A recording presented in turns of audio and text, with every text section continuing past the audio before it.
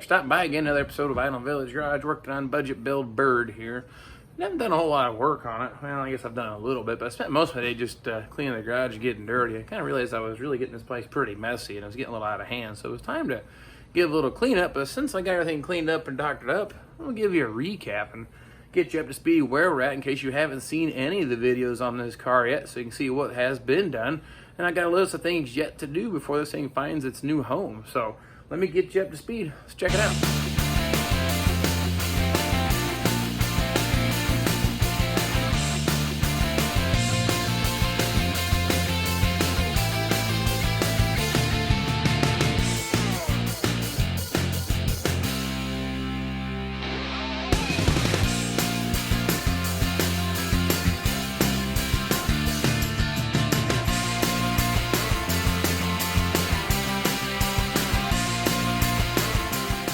Sometimes the question becomes, where do you stop? Where do you start? What do you do? What do you not do on these cars? Now, this car decided to do some inner rocker panels. Originally, that wasn't part of the plan, but once it got into it, we determined the car was a little worse off than we anticipated. Not the end of the world. We made something work, but something I found here while going through the trash pile. This is the inner rocker. That bolt hole there that we're looking through, that's what mounts the seat belt to the car. So if you're into a collision, well, that's obviously a very important structural component. So I want to say this time around, if you look at the back side of this, there's nothing left to where that was mounted to the floor pan. So basically, if you were in a collision with this car the way that it was, seatbelt would have done absolutely no good. It would have ripped right out of the floor. So I guess sometimes when doing this, $45 rocker panel, additional some time to put that in, definitely worth the investment to improve the safety of this car. So from this point on, definitely something to maybe keep an eye on. If you're not replacing the rocker panel, at least inspect around where the seatbelt mounts, because that's pretty important. So I wanted to share that with you. So $45, good investment. All right, well, if you've been following along so far, thanks for the current people watching. If you've not seen anything, let's give you a quick recap. What we've done here, the entire floor pan is 100% new, one whole piece floor pan. The floor that was in this car was pretty crusty. I was hoping maybe just to patch it, but determined it is better just replace the whole thing. But while doing so, we learned the rocker panel there, the inner rocker panel, the piece that's kind of in red color, well, that was also junk. Again, they don't make them for convertibles, so we found a way to make some out of coupe rocker panels, $45 a piece. Worked out great. Now you can't even tell they were installed. Did patch the toe board a little bit, didn't replace that with an actual bought piece, but well, again, this is the budget Bird. Want to make it structurally sound and safe to drive, and we learned that the seatbelt bolts, very important. Those are all completely rusted out, and if you had been in an accident, that bolt would have ripped right out, and you wouldn't have stayed in the car. I did end up patching the fender wells. I didn't get you in on while I did that, but you'll see a seam right through here where I butt welded little patches in there. So that side's all done, and the same as the driver's side here. It actually looks really good. So all in all, floor pan 100% done and complete. So that took a little longer than I thought. Next step is get you up here and I'll show you what we got. Got you up on the board here, 68 budget Bird. Floor pan repair, which turned into a lot larger repair, but finally finished. Checkbox on that. Go and get the power top to work on this car. I'd like to have that operational. I got a water pump issue, the heater core issue, carburetor issue. Want to update to a power disc brake. That way I'll stop a lot better. And then clean and then I guess you say reinstall the interior. I did get a new carpet to get rid of the smelly old carpet. So I guess next step I'm going to say here is, I guess as I do them in order, but I may fix the top. But I'm thinking about go ahead and getting this thing with the power brakes taken care of. Or, well, maybe the water pump. I don't know, too many choices, but I got all the parts here ready to go. But I guess while I was thinking about it, you guys remember seeing this car in the beginning. It looked pretty sad. Now, if you look underneath this car, well, actually come out really nice. Got all new floor pans, no more holes hanging on the bottom, street signs, nothing like that. All doctored up in really nice shape. Got the rocker panels all cleaned up. Just kind of rattle can those back to black, kind of like it was. So nothing fancy. Again, like I said, budget Bird, just to make it seem good driver quality. And you see, as for the body down here, we got a little blistering and stuff. So the goal was not to cut the body panels apart on the outside, to kind of leave the car looking as it did on the outside, but just get to where it could be driven again. So like things like this, well, we're gonna let those go on this car. But the next owner, if they decide they want to fix it, all that stuff can be done easily. And not have to worry about doing any of this major structural overhaul and get the car back together. So I guess what I've decided to do next here, since the car is already up on jack stands and all lifted up and ready to pull some wheels off it, I think I'll go ahead and do the brake conversion, get that done so I can get the suspension all buttoned up and put this thing back on the ground instead of sitting on the jack stand. So I'm gonna do that part next since I'm already lifted in the air, then maybe the water pump next. So I'm gonna say let's get started on this here. First step, get the wheels and the drums torn off so we can get in there and get the spindles taken off. Going with the budget build theme here, what you have is a spindle for a disc brake car of 1969, same as 68. Backing plate and caliper. Well, they don't look new, well, because they're not. They're actually off of the Bird here behind me, my other project car that I've had for like 20 some years. So I put all new components on it. So fitting true to the theme being the budget Bird, we're going to recycle some pieces and use them on this car. I've got the rotors, calipers, pads. It's all new stuff 20 years ago. Never drove it. These are recycled, but all the wear parts, well, they're actually new. A little surface rust, but we're going to throw them on this car here and get this thing working with some power disc brakes.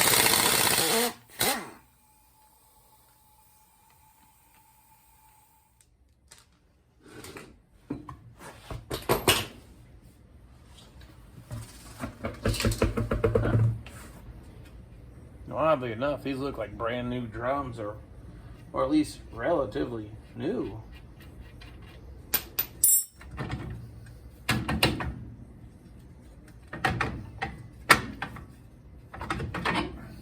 That stuff's all brand new in here. Even the drum, almost like spotless on the inside, and even grooved. It looks like someone just recently maybe machined or replaced these. Anyone want a good set of drums or get some drum brakes for a first gen Firebird, let me know. I'll make you a great deal. Now, the only reason I took the drum off is I need access to these two bolts here that hold the steering linkage to the actual spindle. Get those two bolts out, I can leave this drum assembly, or I guess backing plate with the shoes all assembled. I'm gonna put the drum back on for safekeeping, because in all seriousness, if you really do need a nice set of drums or brake setup for a drum car, I'll make you a heck of a deal. Kind of like thing free, come get them and check out what I'm doing here in the garage, if anything. So next step is I'm gonna try to get these two broke loose. That'll get my steering linkage loose from the spindle.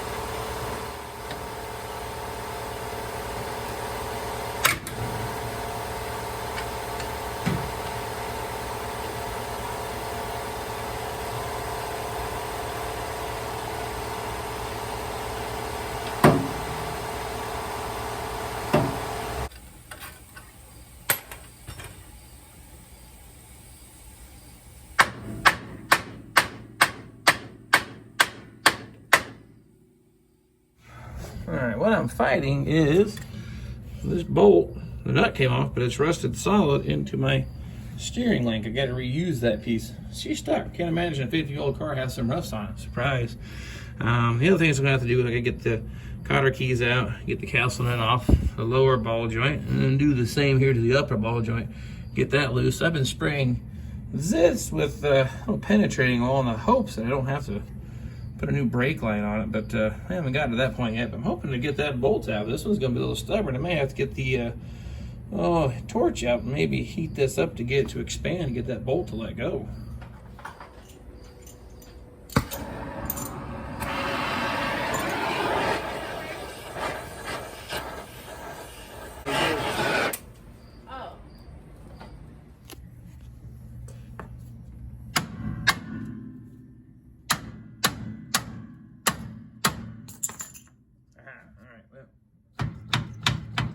It's loose now, so I can get the steering linkage off there.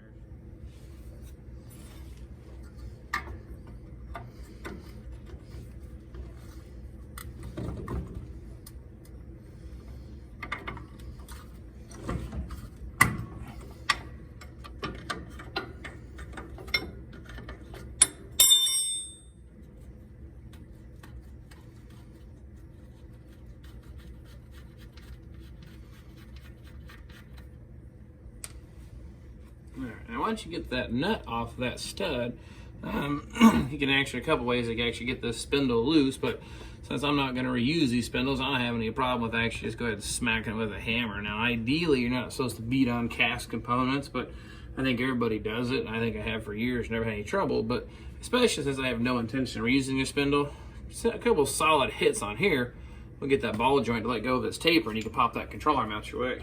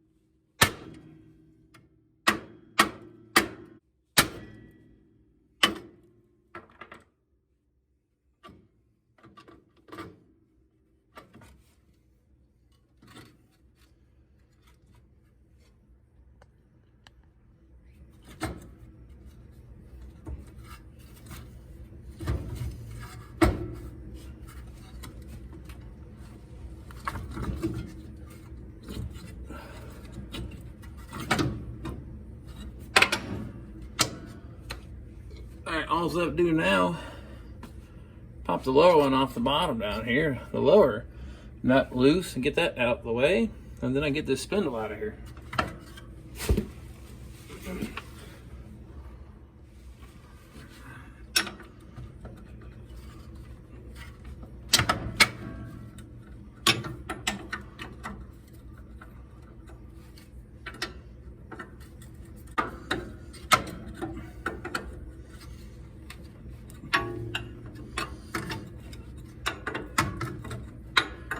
Of course, the threads are just dirty enough that can't turn it by hand, but it's just so loose the wrench it flops a little bit. I guess that's all right.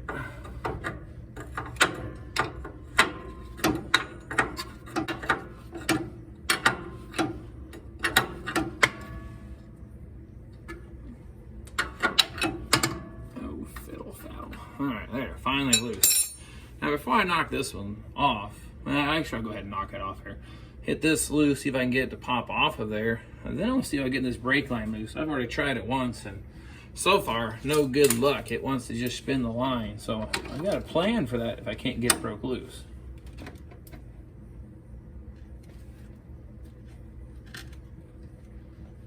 Yeah, it's not gonna come loose. All right, well, same thing. Gently hit the spindle with a hammer to get it pop loose. Then what I'm going to do, I'm going to unscrew the brake drum from the line instead.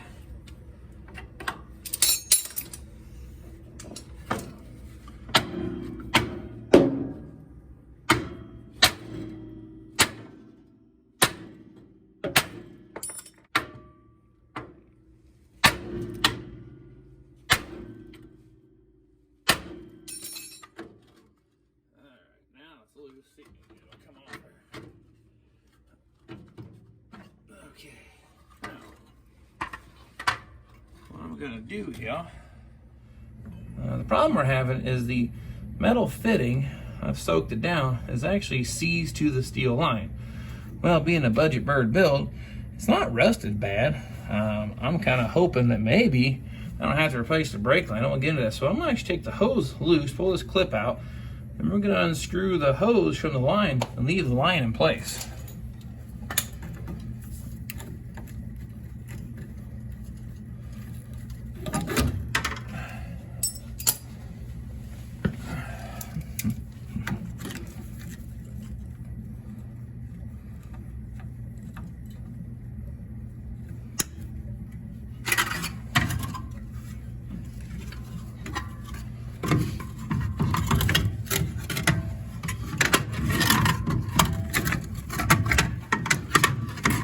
It's a lot more labor to turn the whole brake drum, but there you go. That'll salvage then your brake line. And unfortunately, the same technique to put it together. I have to take the caliper and screw the hose into that bracket. Alright, now I'll get the whole caliper and hose. Do the same thing.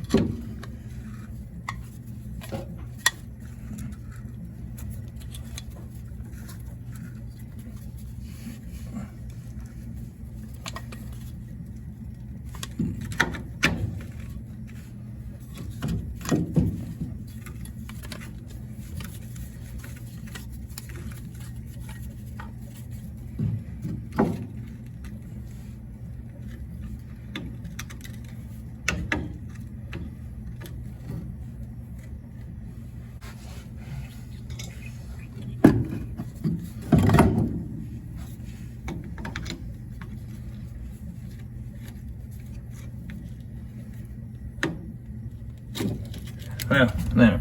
Got that all snugged up and tight now. Of course, it's wet from the fluid dripping.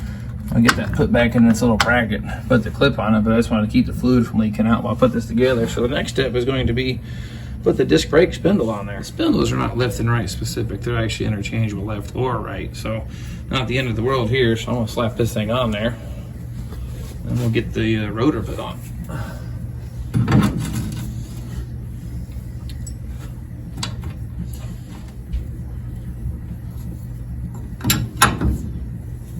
Now you gotta get on the nut, there's a hole through the actual ball joint to put your new cotter key through that. So I got it lined up.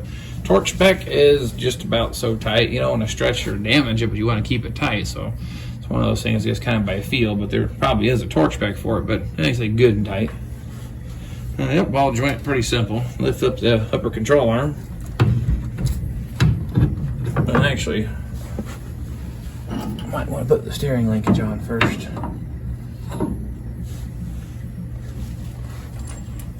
Just in case.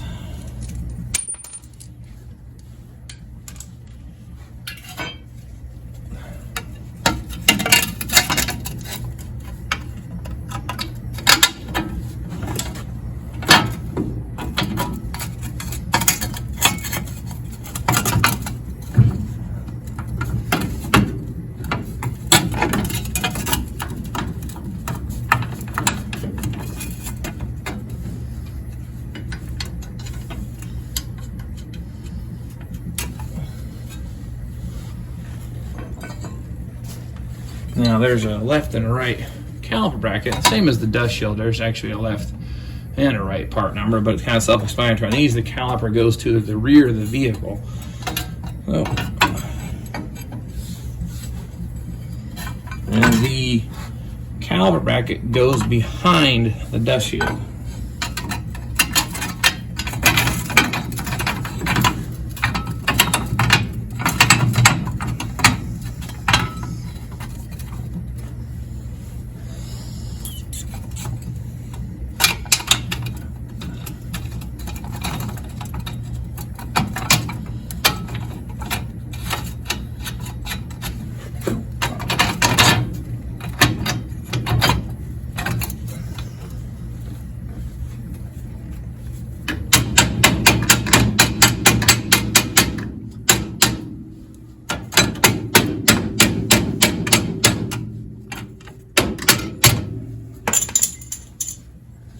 Alright, now got the dust shields all in place and the caliper bracket on. Now I'll go ahead and put the ball joint just in case. It might have gotten in the way of putting that together.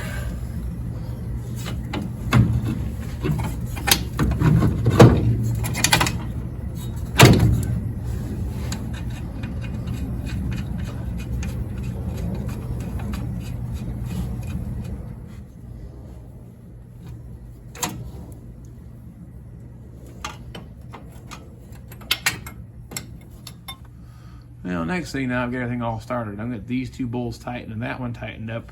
And then my spindle's all in place. Still got to put cotter keys top and bottom.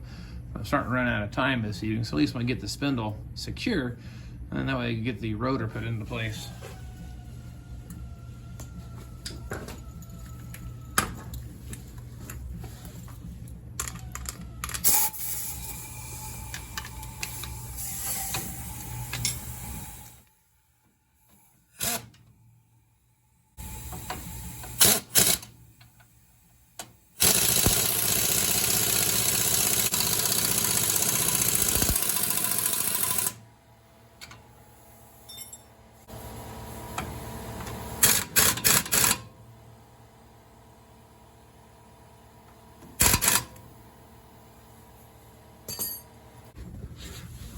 Now, let's see, the thing I want to do here, I'll show you something.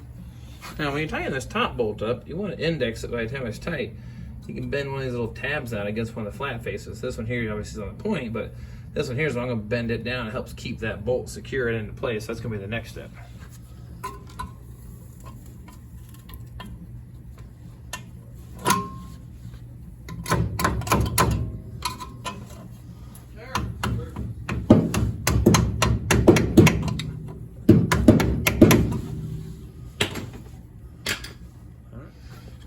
Well, next step is going to be we're going to put the rotor on the spindle.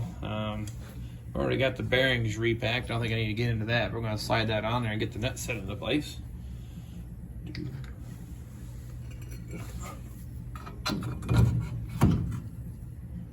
And as you can tell, there's something a little missing off this. Rotor was brand new. It's not even rusted. It's actually still bare metal. I think I drove the car for maybe 100 miles with the setup on, and then I parked it. So the rotor's going to clean up okay, but somebody, me, stole the studs because they were longer, so I've got some studs on order. The cool thing about this car is you can still sneak the studs in with all this on. So I'm gonna go ahead and get the rotor mounted. We'll put the studs in later.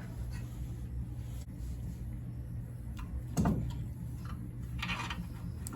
right. Now the washer's a keyway here. It's got a little notch. It slides into place. And you run your nut down.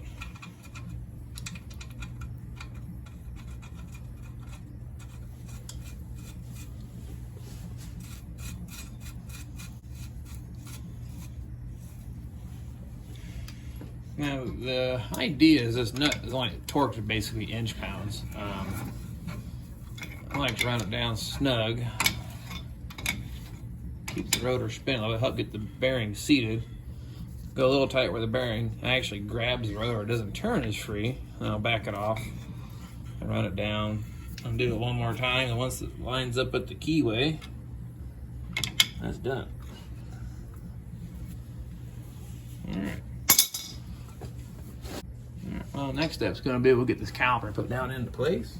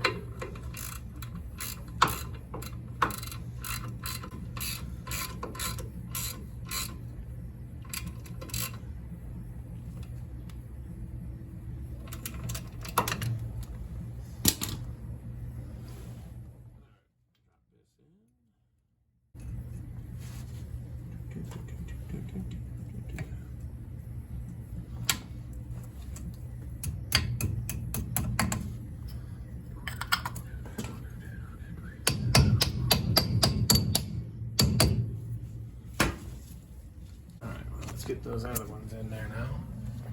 Got this hammered into place, the clip, so the line is now secure and it's not leaking. So I'm gonna say we salvaged the steel brake line, which is a bonus. I don't know if we can get down in here. this lower one put in. Bend those around.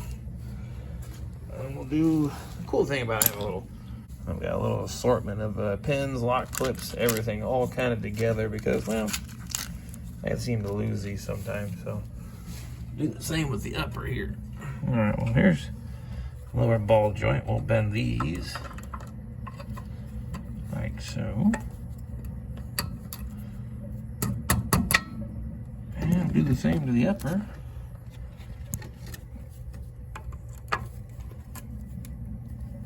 I'll keep everything where it's supposed to be. Now, I never end up disturbing the tie rod, so I never took that one out. I don't like taking these apart unless I have to, kind of thing. Less time you take them apart, less chance of damage. So at this point now, we have a brake rotor and caliper and bearing assembly. Now, if somebody has some studs, I can go ahead and put the wheel on it, but I'm gonna do the exact same thing to the other side of the car. I'm not gonna drag you along for that. And that would be taking care of the suspension part of this car. Now, maybe you've done a disc brake conversion before, so this isn't that big a deal. I'm just trying to show all the steps to this car so whenever it goes back together, someone knows what they're buying. Now, that rotor doesn't look like it's brand new, but I'm going to tell you what, it doesn't have any mileage on it. So I'm going to wipe off my greasy fingerprints before I go ahead and put that thing all back together. But I got to order some studs. Those are easy enough to put in. Like I said, they can slip in from the backside without even taking the caliper and rotor all back off this car. One of the, I guess, nice advantages I've learned about it. I had to change to a longer stud on one of my cars one time because I put aftermarket rims, and then I could find that you can slip the studs through the back. So it's a good tip in case you ever wanted to change them out. Always keep in mind that when you put your wheels on, you want at least 7 full turns on a lug nut on the stud. You only get about 4 or 5, well, you're rolling the dice on that. So, but I changed some longer studs, did a quick fix. These had some long studs in it, they were free, but now I need some for this rotor. So anyway, that's gonna get it done for today. I'll do the other side probably later, tomorrow or something like that. I won't drag you along on that. So the next part will be installing the master cylinder and the power brake booster and getting the lines ran and plumbed and bleed the brakes out. And then I'll have some power disc brakes on this thing and be a whole lot gooder down the road. So anyway, I'm gonna get out of here. I'm gonna find me something to eat. I'm getting kind of tired and get cleaned up like I typically do. And then next episode, probably be doing some master cylinder and brake booster work, and then get this thing back on the ground. It's been flying in this garage for about 2 months to do the floor and do the suspension here. So anyway, I've said enough, and I appreciate you following me on the journey. I like what you see. Please subscribe, tell your friends. I guess we'll see you next time.